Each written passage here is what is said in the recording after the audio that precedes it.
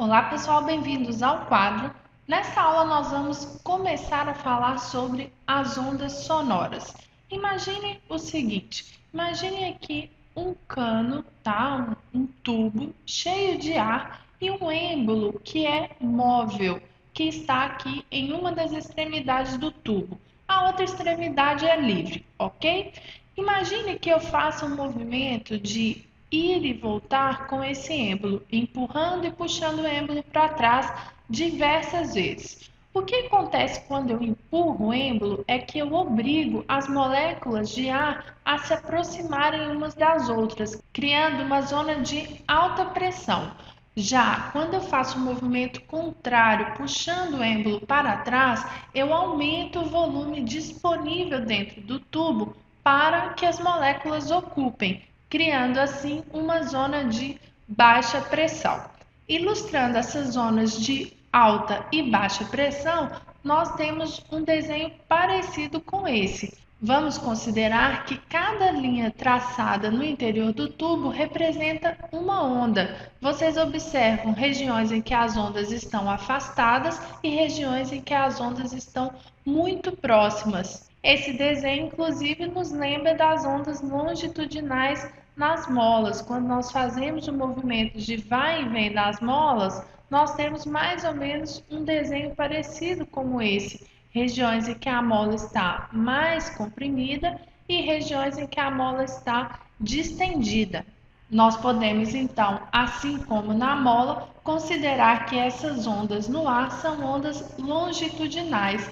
E como são ondas geradas a partir da diferença de pressão, nós as chamaremos de ondas longitudinais de pressão. Nós podemos também nomear cada uma das camadas dentro do tubo.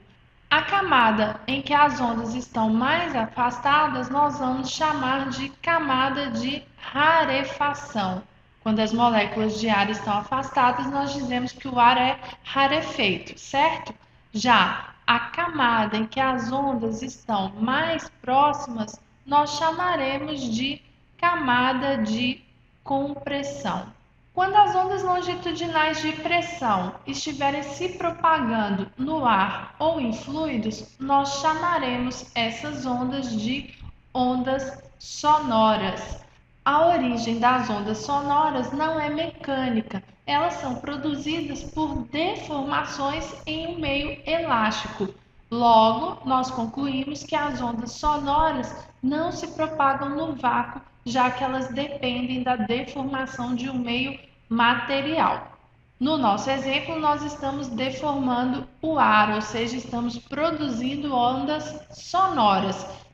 Por causa da deformação, ao longo do tubo, há variação da pressão do ar. Nós podemos determinar essa variação em um gráfico de pressão do ar por distância ao longo do tubo. O gráfico fica mais ou menos assim, ó. Vocês observam que as menores pressões são registradas na camada de rarefação, enquanto as maiores pressões são registradas na camada de compressão. É por causa dessa diferença de pressão que o ar, ao passar pelos nossos tímpanos, faz com que essas membranas vibrem na mesma frequência da onda. É por conta dessa vibração dos tímpanos que nós temos a sensação auditiva. A maioria das ondas sonoras audíveis são produzidas por objetos que estão vibrando, como, por exemplo, os alto-falantes. O alto-falante funciona realizando um movimento para frente e para trás. Quando o alto-falante se movimenta para frente, ele comprime o ar e forma uma região de alta pressão. Quando ele se movimenta para trás, ele aumenta o volume disponível para o ar, gerando uma região de baixa pressão. A repetição deste movimento cria as ondas longitudinais de pressão, as ondas sonoras. As ondas sonoras audíveis nós chamamos comumente de som. Essas ondas vibram em uma frequência que vai de 20 a 20 mil Hz. Para as ondas que vibram abaixo de 20 Hz, ondas essas que nós não conseguimos perceber como som, nós damos o nome de infrassom.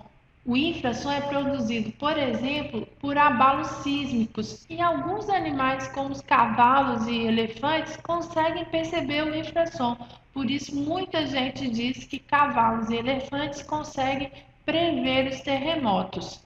Agora, se as ondas vibrarem com uma frequência acima de 20.000 Hz, nós a chamaremos de ultrassom. O ultrassom é percebido por vários animais, como por exemplo os cachorros e os gatos, mas não é percebido pelos nossos ouvidos. Bom, pessoal, espero que vocês tenham gostado dessa primeira aula. Nós continuaremos a estudar as ondas sonoras na próxima aula. Continuem conosco.